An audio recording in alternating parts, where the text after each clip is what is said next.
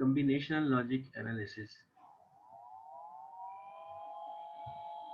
इस चैप्टर में combinational logic ज़ेरे बहस आएगी, तो बेहतर यह है कि हम कॉम्बिनेशन लॉजिक की डेफिनेशन उसको दोबारा से रिवाइज कर लें। When logic gates are connected together to produce a specified output for certain specified combinations of input variables with no storage involved, the resulting circuit is in the category of combination logic.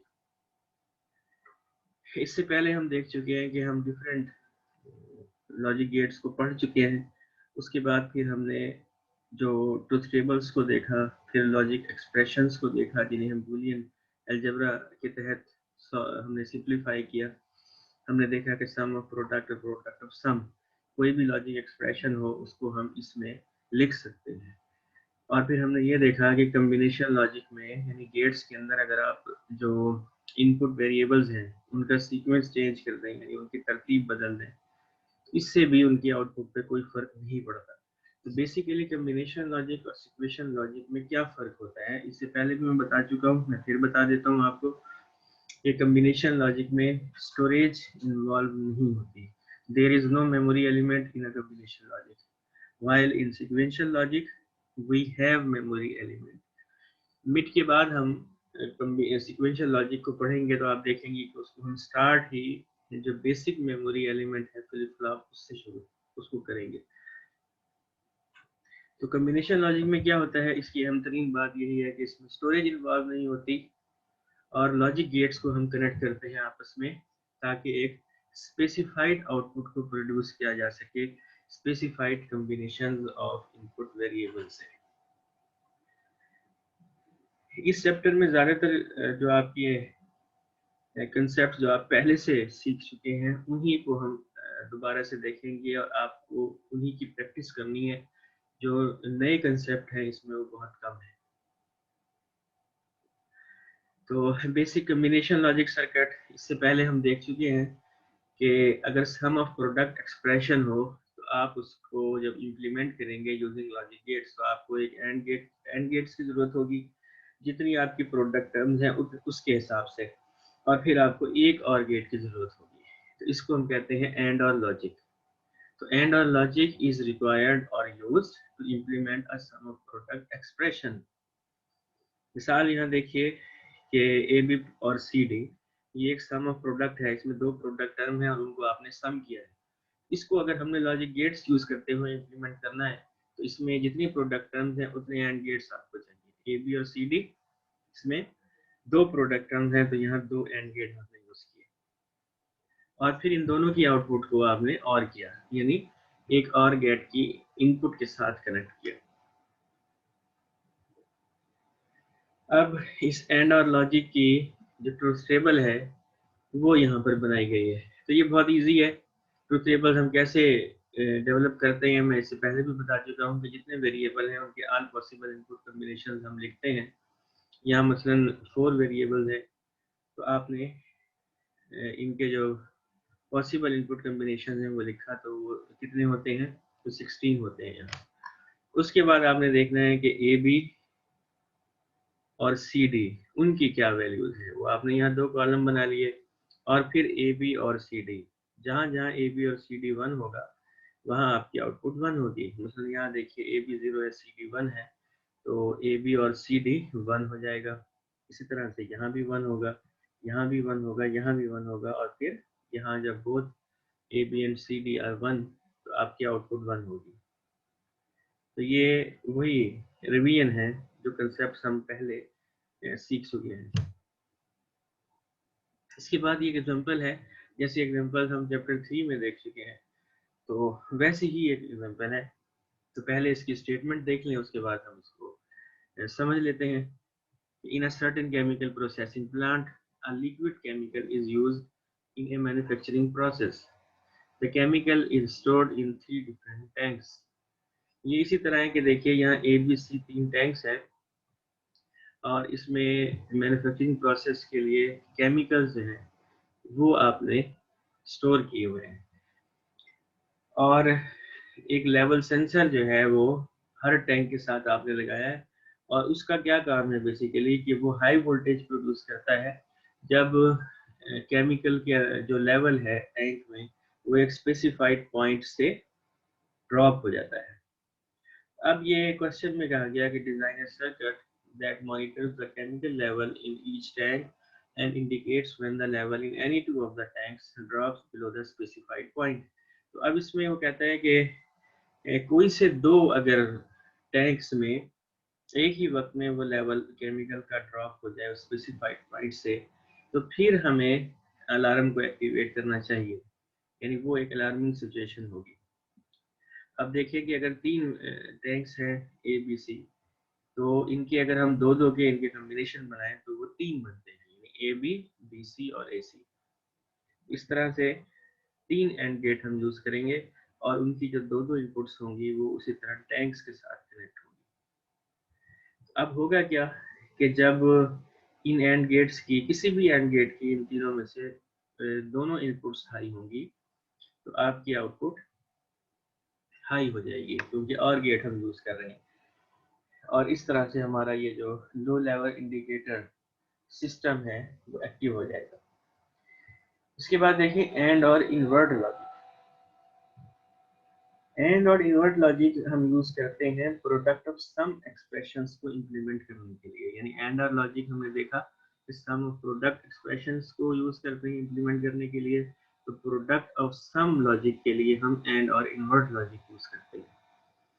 ये बहुत simple है। यहाँ देखिए आप कि अगर इसको दोनों तरह से हम देख सकते हैं कि अगर आप प्रोडक्ट ऑफ सम से बात शुरू करें तो आप एंड और इन्वर्ट लॉजिक पे पहुंच जाएंगे, और अगर हम एंड और इन्वर्ट लॉजिक को सामने रखें और उसे सॉल्व करें तो हम प्रोडक्ट ऑफ सम एक्सप्रेशंस तक पहुंच जाएंगे। तो ये प्रोडक्ट ऑफ सम एक्सप्रेशन लिया है, आपको इसमें बस ये पता होना चाहिए कि डी मॉर्गन्स थ्योरम और जो हम रूल पढ़ चुके हैं वो क्या होते हैं, वो आपको पता होने चाहिए। तो ये बहुत इजी है, आप यहाँ तक पहुँच सकते हैं, ये बिल्कुल सिंपल स्टेप्स हैं ये तो। अब अगर आप ये देखेंगे ए बी और सी डी इन्वर्ट ये आपके पास मौजूद हो, तो मसलन यहाँ देखिए ये है ना ए बी और सी डी इन्वर्ट। अब इस पे अगर ये ए बी को मैं एक्स कंसिडर करूँ और सी डी को वाई कंसिडर करूँ तो ये एक्स प्लस वाई बार हो गया। इस पे अगर आप डी मॉर्गन अप्लाई करेंगे तो ये एक्स बार वाई बार होगा, और वो ये है A B bar C D बार। और फिर इन पे आप डी मॉर्गन अप्लाई करेंगे तो ये ए बार और बी बार और सी बार और डी बार आ जाएगा। इस तरह आपने देखा कि एंड और इन्वर्ट लॉजिक से हम सम ऑफ प्रोडक्ट एक्सप्रेशन जो है वो इंप्लीमेंट करते हैं।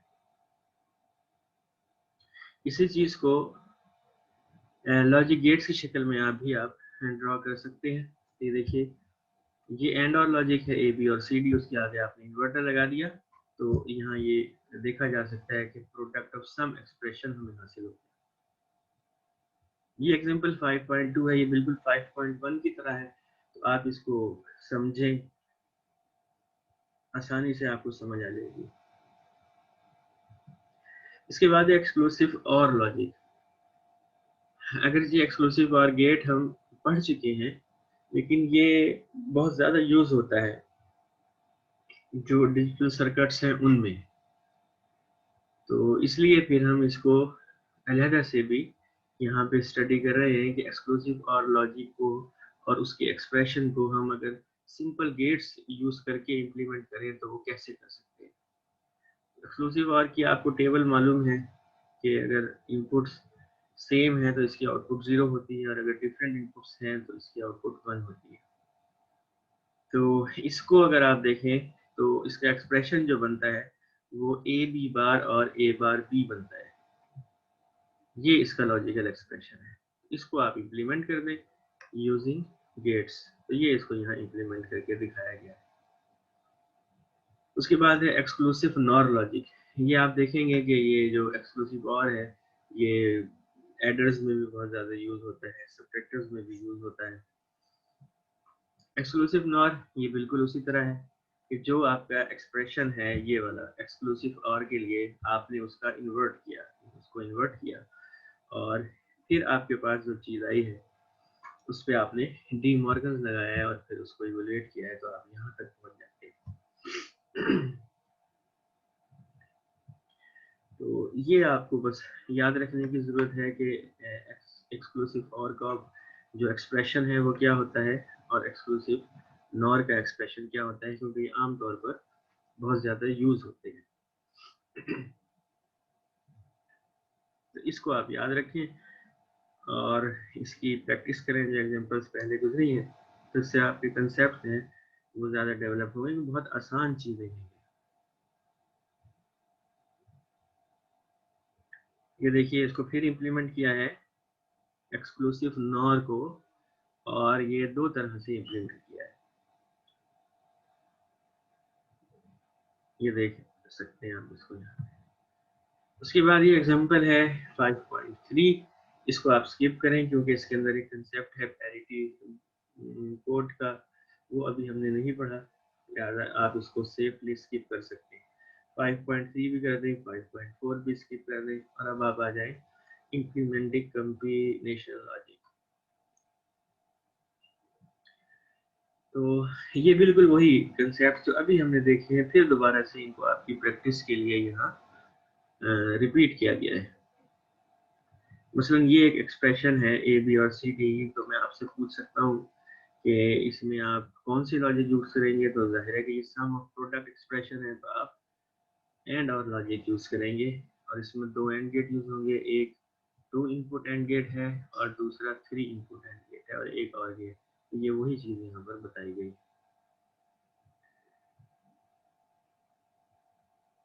ये बहुत सिंपल बातें हैं।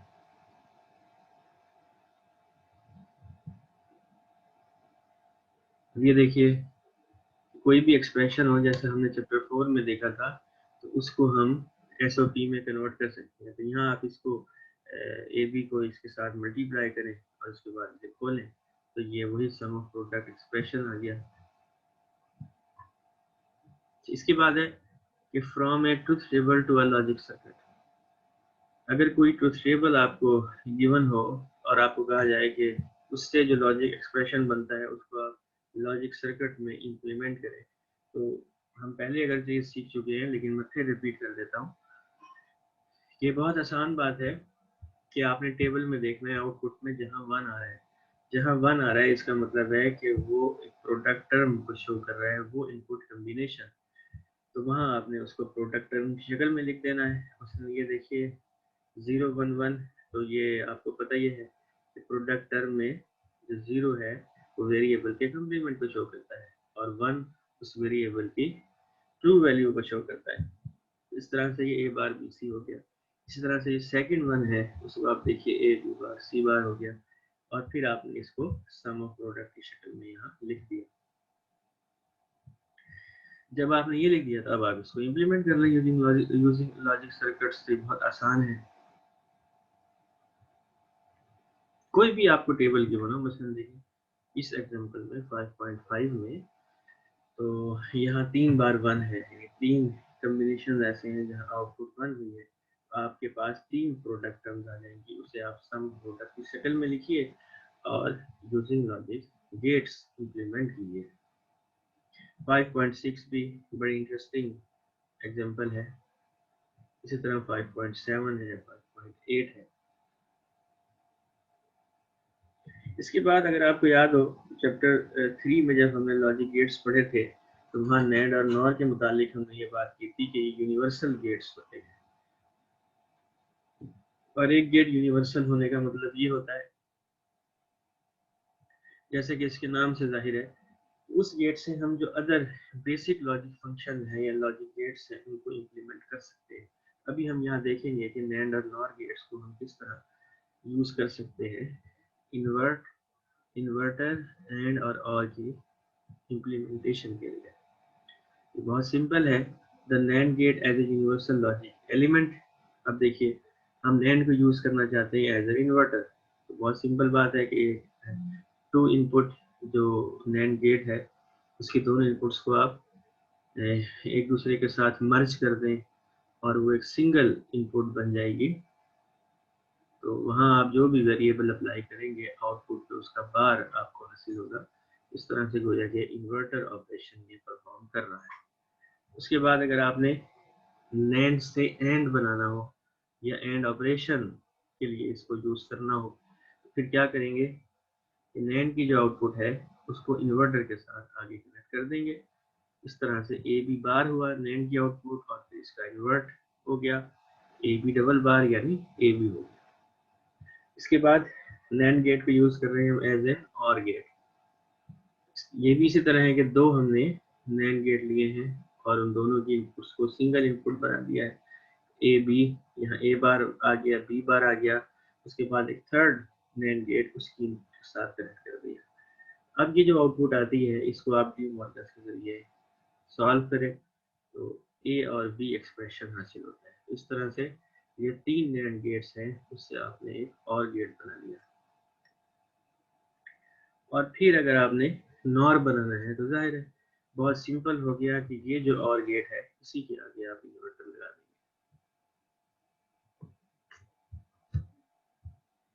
नेक्स्ट है जी NOR gate as a universal logic element. ये बिल्कुल उसी तरह है जैसे अभी हमने नैंड को यूज किया है, आप नॉर को यूज कर सकते हैं। ये दोनों इनपुट्स को मिलाकर एक बनाइए तो ये इन्वर्टर हो गया। उसके बाद इसके आगे फिर नॉर के आगे आप इन्वर्टर लगा देंगे तो और बन जाएगा। फिर थ्री नॉर गेट्स को आप उसी तरह यूज करेंगे, डी मॉर्गन अप्लाई करेंगे तो ये एंड गेट बन जाएगा। और फिर इस एंड के आगे आप एक और इन्वर्टर लगा देंगे, यानी नॉर गेट का ही इन्वर्टर लगाएंगे तो ये क्या बन जाएगा, नैंड गेट। अच्छा, इसमें देखिए अब combination logic using NAND and NOR gates. अब हम नैंड और नॉर से इंप्लीमेंट करेंगे डिफरेंट एक्सप्रेशंस। तो ये हम देख चुके हैं कि इससे पहले हमने देखा था कि नैंड नेगेटिव और के इक्विवेलेंट होता है और नॉर नेगेटिव एंड के इक्विवेलेंट होता है। ये वही डी मॉर्गन्स थ्योरम्स हैं बेसिकली, उन्हीं को हम गेट्स की शक्ल में इस तरह इक्वेट करते हैं। तो लेकिन इसमें आप, और ये भी हमने देखा था कि अगर जो ये नैंड गेट है लेकिन ये इक्वल है नेगेटिव और के, यानी एक ही ऑपरेशन है और एक ही ट्रुथ टेबल है, लेकिन उसको हमने दो मुख्तलिफ सिंबल्स के जरिए रिप्रेजेंट किया है। और इसका हमें फायदा क्या होता है, तो आप देखेंगे कि ये जो डुअल सिंबल है इससे हमारे जो एक्सप्रेशन है वो बहुत सिंप्लीफाइड हो जाती है। कैसे, ये हम अभी देखेंगे। तो ये देखिए आप, अभी हम देख चुके हैं कि नैंड को हम एज ए और गेट यूज कर सकते हैं। तो ये वही नैंड को एज ए और गेट यूज किया है। तो आप देखिए ए बी और सी डी, इससे हम एंड और लॉजिक या सम ऑफ प्रोडक्ट एक्सप्रेशन इंप्लीमेंट कर रहे हैं।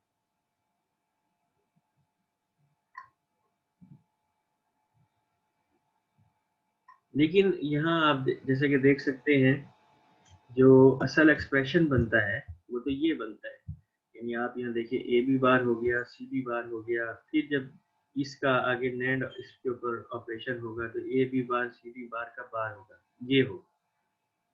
फिर इसके बाद आपको इसे यूजिंग डी मॉर्गन सिंप्लीफाई करना पड़ेगा, तब आप ए बी और सी बी तक पहुंच पाएंगे। लेकिन अगर हम डुअल सिंबल को यूज करें तो आप देखें कि हमें किसी डी मॉर्गन की जरूरत नहीं पड़ती और हम खुद ब खुद जो सिंप्लीफाइड फॉर्म है वहां पहुंच जाते हैं। ये देखिए, हम जानते हैं कि नैंड ही का एक इक्विवेलेंट सिंबल है नेगेटिव और। तो ये देखो भाई, ये नेगेटिव और हमने बना दिया, ये इसको रिप्लेस कर दिया। तो यहाँ G1 है, G2 G3 उसी तरह है। तो इस G1 को रिप्लेस किया तो यहाँ दो बबल आ गए नेगेटिव और को रिप्रेजेंट करने के लिए। अब आप देखिए, आपको पता है कि डबल बार कैंसिल हो जाते हैं, इसी तरह से ये जो बबल्स हैं ये कैंसिल कर देते हैं एक दूसरे को और आपके पास ये एक्सप्रेशन एंड और इक्विवेलेंट आ जाता है। ये डायरेक्ट आ जाता है, इसमें फिर आपको कोई डी मॉर्गन थ्योरम्स को यूज करने की जरूरत नहीं पड़ी। ये फायदा है डुअल सिंबल यूज करने का कि आप मोस्ट सिंप्लीफाइड एक्सप्रेशन तक पहुंच जाते हैं और रीडेबिलिटी, जो कम्प्लेक्सिटी है वो बिल्कुल खत्म हो जाती है। इसी की एक और एग्जांपल देखें जो आप इस बात को और ज़्यादा वाज़ेह कर देगी ये देख सकते हैं आपके 5 नैंड गेट इसमें यूज किए जा रहे हैं। तो अगर आपको कहा जाए कि इसका आप एक्सप्रेशन निकालें, तो चलें आप निकाल तो लेंगे। जैसे ये है ए बी बार हो गया, फिर सी है तो ये ए बी बार सी बार हो गया, फिर डी के साथ इनपुट के साथ ये फिर एक और बार आ गई, फिर ई एफ के साथ एक और बार आ गई, तो फाइनल एक्सप्रेशन ये होगा। अब आपने देखा है कि सिर्फ इसमें 3 बार से ये कितना कम्प्लेक्स हो गया एक्सप्रेशन। तो अगर अब इसको जाहिर है कि आपको सिंप्लीफाई करना पड़ेगा। सिंप्लीफाई करने के बाद आप यहाँ पहुँचते हैं इस एक्सप्रेशन पे, जिसको कि अब मजीद सिंप्लीफाई नहीं किया जा सकता। लेकिन अगर आप अक्लमंदी के साथ डुअल सिंबल यहाँ पे यूज करें तो आप देखेंगे कि ये जो बबल्स हैं यानी बार्स हैं ये कैंसिल हो जाती हैं और आप डायरेक्ट इसी एक्सप्रेशन तक पहुंच जाते हैं। कैसे, यहाँ देखें। अच्छा, इसमें हम ये करते हैं कि जो डुअल सिंबल को यूज करने का तरीका है वो क्या है। वो ये है कि आपने जो लास्ट स्टेज है, जो लास्ट गेट है नैंड, वहां से आपने स्टार्ट करना है, यानी जहाँ से आप आउटपुट ले रहे हैं और उसको रिप्लेस करना है उस डुअल सिंबल के साथ। इसके बाद ये जो स्टेज है उसको आपने छोड़ देनी है। उसके बाद फिर जो नैंड है उसको रिप्लेस करना है, यानी अल्टरनेट पोजीशन है वहां आपने डुअल सिंबल को यूज करना है। क्योंकि अगर आप हर जगह इसको यूज कर लेंगे, मसलन अगर मैं यहाँ यूज कर दिया मैंने, फिर यहाँ पे यूज कर दूँ मैं नेगेटिव वर्ड, तो उसका कोई फायदा नहीं है, क्योंकि वो सिंबल एक दूसरे, वो जो बबल्स है वो एक दूसरे को कैंसिल नहीं कर सकेंगे और हमारा जो ऑब्जेक्टिव है वो हमें हासिल नहीं होगा। इसमें यही बात आपने याद रखनी है कि अल्टरनेट स्टेजेस पे आपने डुअल सिंबल को यूज करना है और फिर आप देखेंगे इस तरह सिंप्लीफाई हो जाती हैं चीजें, सिंप्लीफाइड हो जाती है। देखिए यहाँ हमने इसको बबल यूज किए यहाँ पे, यानी नेगेटिव और यहाँ पे नेगेटिव। अब देखें क्या हुआ, यहाँ ए बी बार हुआ, इस नैंड गेट की आउटपुट, ये बार और ये बबल फिर कैंसिल कर दिया इन्होंने एक दूसरे को, तो यहाँ रह गया ए बी और इसी तरह से ये अलबत्ता सी बार है, तो चूंकि नेगेटिव बार था लिहाजा ए बी और सी बार यहाँ पे आ गया। उसके बाद ये फिर डी है, तो अब यहाँ पर क्या हुआ, ये उसी तरह नैंड एक्सप्रेशन है जो आप यहाँ लिखेंगे, लेकिन यहाँ आप देखेंगे ये फिर 2 बबल हैं जो एक दूसरे को कैंसिल कर रहे हैं। तो इस तरह से ये जो फाइनल एक्सप्रेशन है, यहाँ ये बार आ गया, ये बार फिर यहाँ पे कैंसिल हो गया, यानी 2 बबल हैं और फिर ये और ऑपरेशन यहाँ पे। इस तरह ए बी और सी बार, डी और ई एफ। तो आप देखें ये एक्सप्रेशन और ये एक्सप्रेशन सेम है। तो ये है डुअल सिंबल को यूज करने का फायदा। उसके अंदर बबल्स जो हैं वो स्टेजेस में कैंसिल हो जाते हैं और आपका एक्सप्रेशन कम्प्लेक्स नहीं हो पाता। तो इसकी आपको प्रैक्टिस करनी है। ये एग्जांपल है 5.9। redraw the logic diagram and develop the output expression for the circuit। देखिए यहाँ मैंने जैसे आपको पहले बताया कि आपने जो आउटपुट वाली स्टेज है वहाँ आपने इस डुअल सिंबल को यूज करना है। तो देखिए G1 को हमने रिप्लेस किया, उसके बाद इन G2 G4 को उसी तरह रहने दिया और फिर G3 G5 को आपने डुअल सिंबल से रिप्लेस कर दिया। अब आप इसको जब इनकी इनपुट्स को देखते जाएंगे तो आप देखेंगे कि ये सिंप्लीफाइड एक्सप्रेशन आपको हासिल होता है।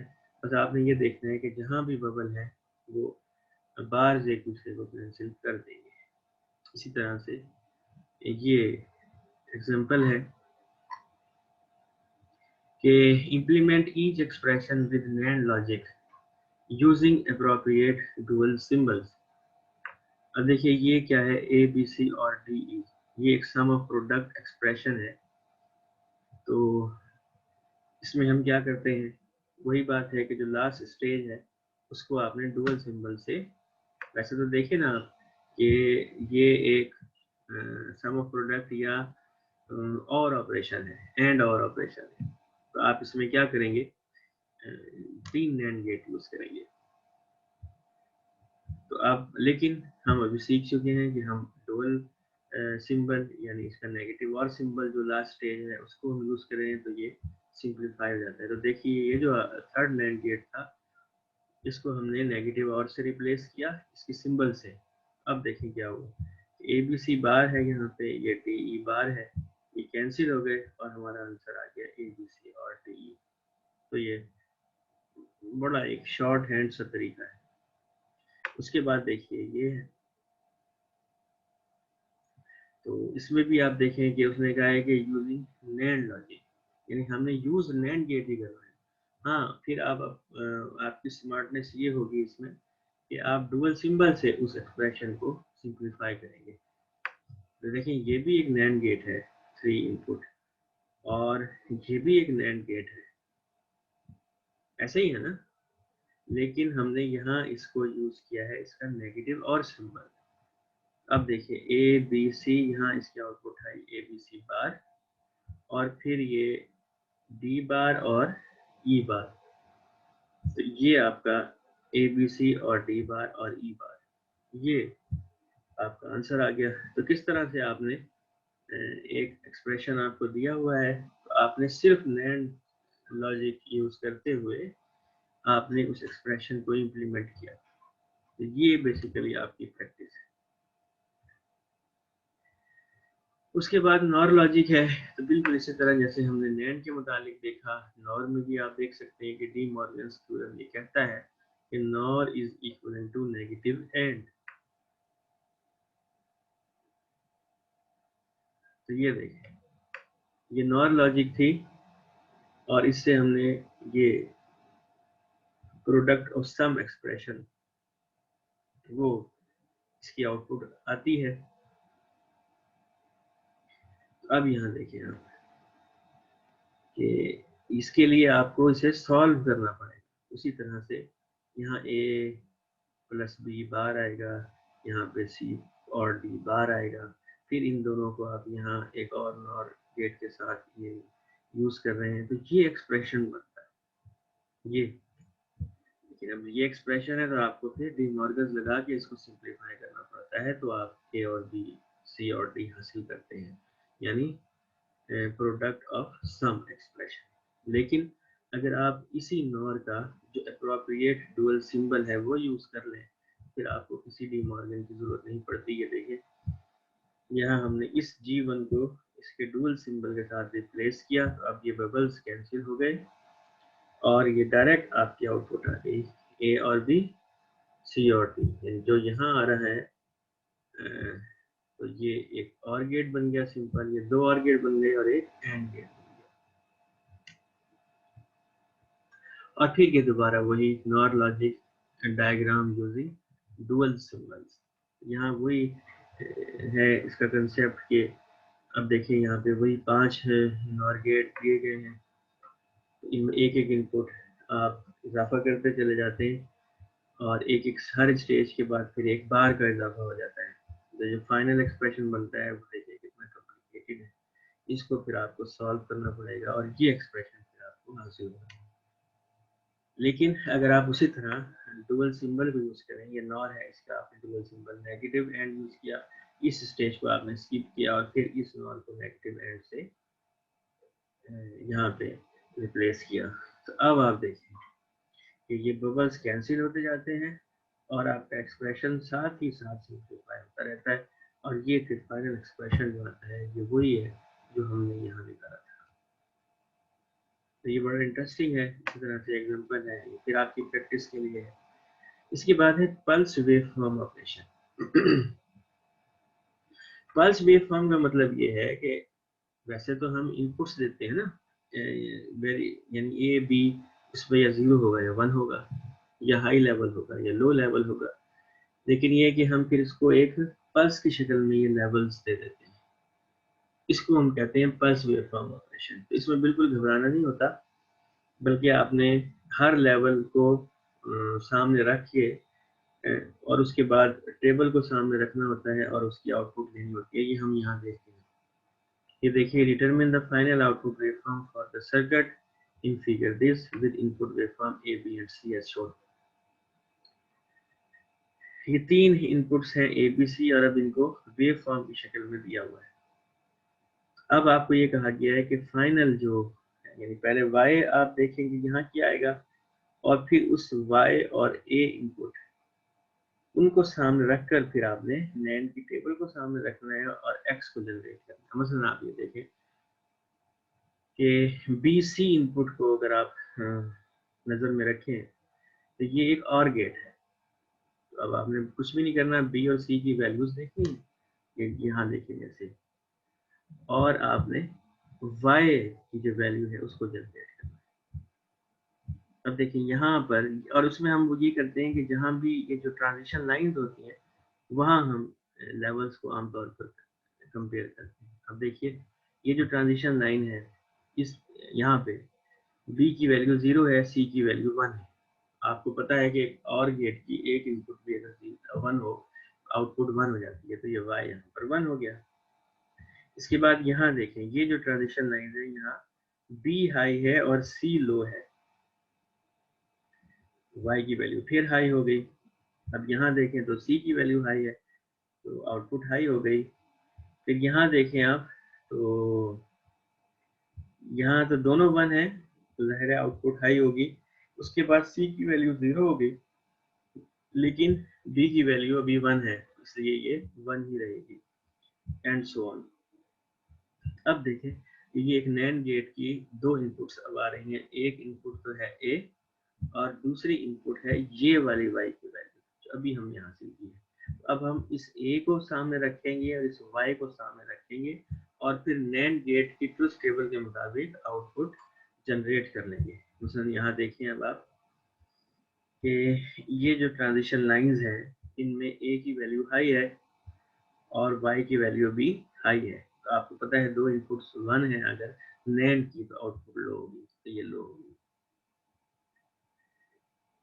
इसी तरह से नेक्स्ट में आप देखें तो y की वैल्यू 0 है और a की वैल्यू 1 है, इसलिए इसकी आउटपुट हाई होगी। नेक्स्ट अगर आप देखें दोनों 1 है, y की वैल्यू भी 1 है, a की वैल्यू भी 1 है, तो ये वैल्यू 0 हो गई। फिर यहाँ देखें y की वैल्यू 0 है और a की वैल्यू 1 है, तो आउटपुट हाई हो गई। इस तरह से ये वेव फॉर्म आप जनरेट कर सकते हैं, तो बिल्कुल घबराना नहीं होता इसमें। तो वही आपने जो ट्रुथ टेबल्स अगर आपको समझ आ गई और आपको याद है, तो फिर तो ये बिल्कुल इंटरेस्टिंग सी प्रैक्टिस है और कुछ भी नहीं। तो ये एग्जांपल इसी तरह 13, 14, 15 ये सारी आपकी प्रैक्टिस के लिए है, इनको आप करें। इसके बाद उसी तरह जैसे मैं बार बार कह चुका हूँ कि multiple choice question, section reviews और रिलेटेड प्रॉब्लम्स और फिर आखिर में जो प्रॉब्लम है वो सारे आप साथ साथ कर लेंगे, तो ये आपको एक ऐसी ग्रिप इस पे आ जाएगी सब्जेक्ट पे कि आपको न किसी रट्टे की ज़रूरत होगी, न किसी नकल की ज़रूरत होगी, और आप बड़े एक इंटरेस्टिंग तरीके से इन सवालात को हल करेंगे। तो कोई भी क्वेश्चन हो ज़रूर करें। यहाँ हमारा जो सिलेबस है मिड का, वो पूरा हो जाता है, मैं यहाँ रोक देता हूँ। नेक्स्ट फिर वीक जो है 2, उनमें हम प्रैक्टिस करेंगे। प्रैक्टिस का मतलब ये है कि जो भी आप अपनी अटेंडेंस लगाएं उस लेक्चर के टाइम के दौरान, तो कोई भी क्वेश्चन है आप उसको वहाँ पे पुट करें और मैं फिर अपनी फिजिबिलिटी के मुताबिक वहाँ उसे एड्रेस करूँगा। तो अब आपने बस प्रैक्टिस करनी है चीज़ों की, और अगर आप कोई आना चाहते हैं ऑफिस में अपने असाइनमेंट्स को यानी इन चीज़ों को मुझे दिखाने के लिए, तो ज़रूर आएँ। कोई क्वेश्चन आपको समझ नहीं आते, आप ऑफिस में आके भी पूछ सकते हैं। तो इंशाल्लाह आपका मिड एग्ज़ाम बहुत अच्छा होगा।